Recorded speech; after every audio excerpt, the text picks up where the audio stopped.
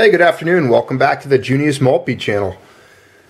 We don't often get to talk about just coinage and coins, and as some of you might know, I do have a passion for coins, coinage, and yes, numismatics. Not for stacking or as a hedge, but merely numismatics as they would pertain to just collecting coins. I do have criteria when I do collect them or have numismatics. They have to be made of typically precious metals. So in a way, there's still kind of stacking. You know, I'm still getting some gold and some silver, and but I also get to explore history and coinage itself. So I've always been somewhat attached to the U.S. Mint and keep up on some of their news. And we really haven't covered it too much here on the channel. I guess it's been something that I just have kind of ignored. We have gone over things such as the Ultra High Relief, the 2009, the most beautiful coin ever struck, likely, in my opinion. But let's take a moment today. We'll go over some news here and talk about what we could expect coming out of the U.S. Mint. I mean, the last time I ever got excited about anything coming from the U.S. Mint was the Ultra High Relief back in 2009. I really anticipated that coin, and gosh, I love owning one. I wish I had more of them, and I wish they would produce things that were beautiful like that more often, because it just seems like the U.S. Mint produces some heinous coins, just some ugly tokens, stuff that I wouldn't even throw at a merry-go-round. But here you go. We got some news coming out about a new platinum coin. So there's some design recommendations for the American Platinum Eagle reverse designs, as well as some obverse designs that we're going to take a look at here.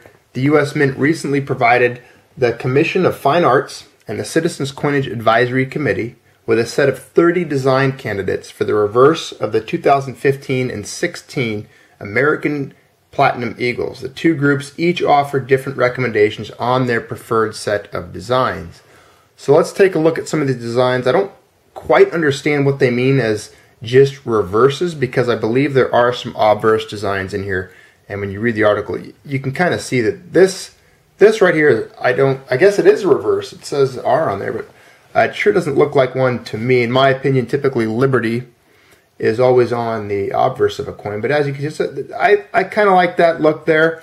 I don't like the globe. I'm going to be real frank with you on these designs. Let's have an open conversation. We have talked about coin designs on this program before, and as you all know, I don't believe in putting dead presidents or live presidents or anyone who was once alive, or any man of that matter or woman, on a coin. I think it's a form of like worshiping them or putting them up on a pedestal as a deity of some kind and worshiping the state.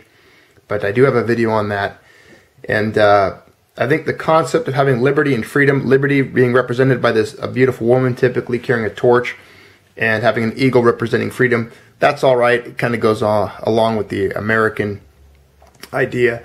But I think having an eagle perched on a globe, well, I'll let you guys take a look at that image. Tell me what you think. Pop a comment down below.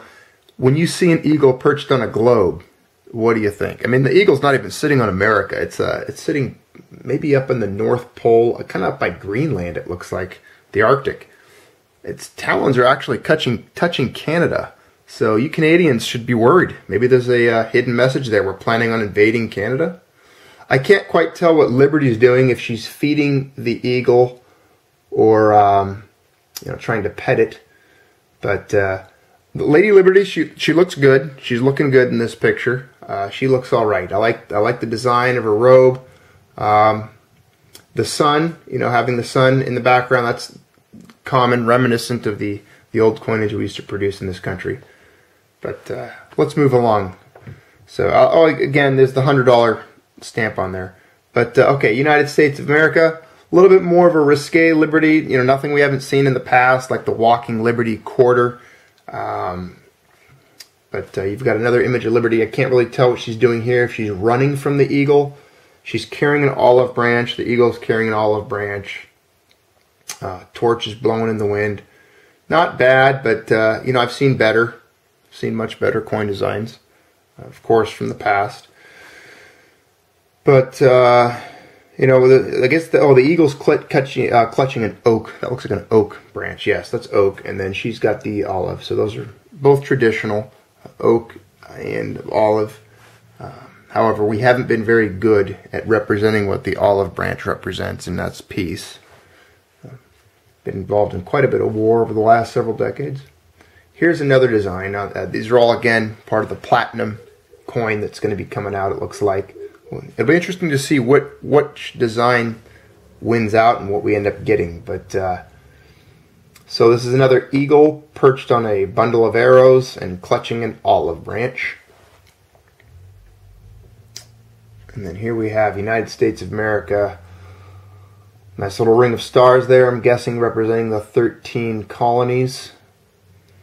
And then eagle spread out, clutching an oak and an olive. That's actually, of all, if these are all reverses, if each one of these represents the reverse of the platinum coin that's being recommended, I'm going to go with that one right there. I like that one the best. I just came up with that. I didn't really decide or look at all of these and think about them, but this one looks to be the most traditional. I like the 13 colonies being represented on there, and I like the just the way that eagle's portrayed. So look forward to that, you collectors and numismatic guys out there, or platinum stackers. Some beautiful coin opportunities possibly coming out.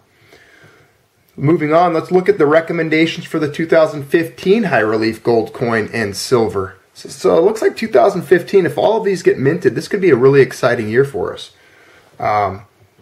During the first day of a 2-day meeting held in January, Citizens Coinage Advisory Committee reviewed and discussed design candidates provided by the United States Mint for the 2015 high relief gold coin and silver medal. These design candidates had previously been discussed by the Commission of Fine Arts.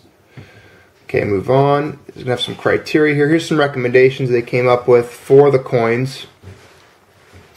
Looks like they're going to bring back the old name, the Union, which was never really, they never struck $100 gold coinage, but they had the term one Union reserved for $100 denomination gold coins. As you know, an eagle, if I remember, was $10, quarter eagles, and then a double eagle was $20. Hence the name for the $20 gold piece that came out in 2009. It's referred to as a double eagle because it was two $10 denominations. So the committee shared their impressions of the various candidates, and let's just get to the designs because that's the most exciting part. So here is the obverse for the high relief. It's I don't know. I think they've got a pretty much a modern, it's very modern looking female they're using is to portray liberty, not as regal or even sophisticated as in the past. So it's not a very strong image of liberty in my opinion. There are some recommendations to move some things. They recommended that the design of candidate 11 for the obverse, a motion was introduced and passed unanimously to move the position of the motto in God We Trust to beneath the date, horizontally stacked in two lines, rather than being on the rim down there as it is. I really don't have an opinion on which one of those even looks better. I kind of like the way it looks now, where they have it, but we'll see what they end up going with. So, so here we go. Here's the reverse. Now I guess what we're looking at here, again, the reverse for $75. I don't know why they have $75 stamped on there if they're reserving it for $100.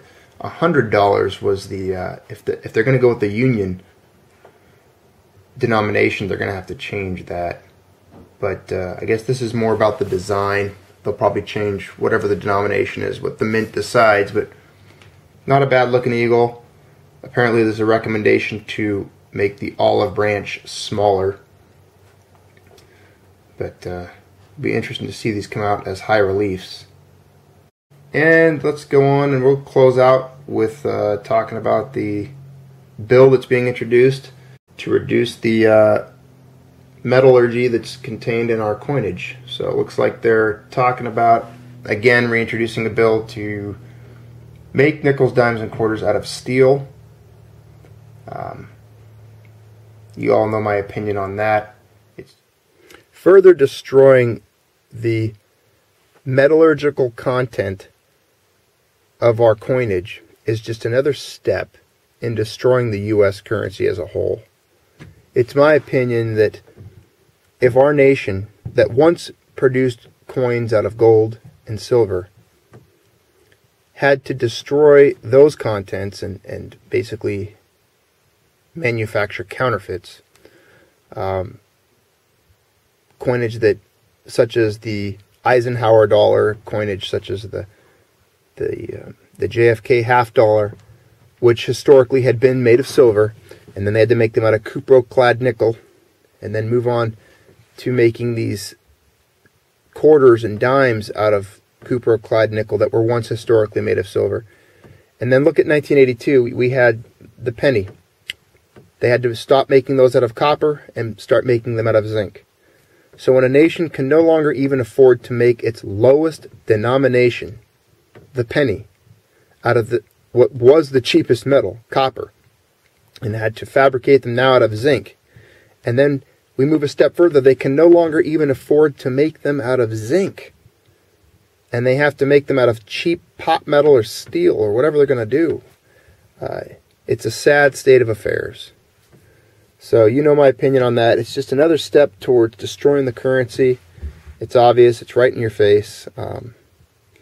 But moving on, the collectors, the Coin Protection Act, there's an act that they passed. Obama signed it, and it's to basically protect collectors and the coin industry as a whole, I believe, from all these counterfeits. You've seen the videos I did in the past. I put some up today, kind of reposted them because of this information that's coming out so you can see it.